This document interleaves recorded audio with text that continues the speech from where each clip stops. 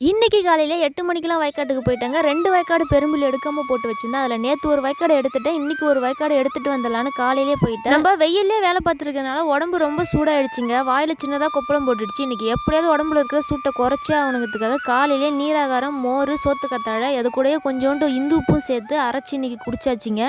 ரொம்ப நல்லா இருந்துச்சு. கசப்பு தன்மை இருக்காது. நம்ம சோத்து கத்தாழை மட்டும் நல்லா ஒரு பெரிய அன்னக்கூட தண்ணியில் போட்டு நல்லா ஒரு 5-6 வாட்டி அலசணுங்க. அப்படி அலசனோம்னா சூப்பராக இருக்கும். இந்த வயக்காட்டில் இருக்கிற பில்லு உப்பு கோரம், சாம்பிராணி கோரம்னு சொல்லக்கூடிய சொன்னா திட்டக்கூடாது பொட்டை கோரம்னு எங்கள் பகுதியில் சொல்லுவாங்கங்க. அதுதான் மாடு கூட சாப்பிடாது. எல்லாத்தையும் அரிச்சு அப்படியே அங்கேயே போட்டு வந்தேன். நம்ம டானோட பாசத்துக்கு ஒரு அளவே இல்லாமல் போயிடுச்சுங்க. 10 மணி அடிக்கிற வெயிலில் வந்து வரப்புலேயே உட்காந்துக்கிட்டேன். வேலை செஞ்சுட்டு வந்த கையோட வேர்வை கூட காயலைங்க. நம்ம சின்ன கொய்யா மரத்தில் 2 பழம் பழுத்துருந்தது. காலையிலேயே நான் பார்த்துட்டு தான் போனேன். சரி குருவி அணிலாம் சாப்பிட்டோம். அதுக்கப்புறம் வந்து நம்ம பறித்து சாப்பிடலான்ட்டு வந்துட்டேன். நான் இப்போ ஒரு 12 மணியாட்டம் வீட்டுக்கு வந்துட்டேன்.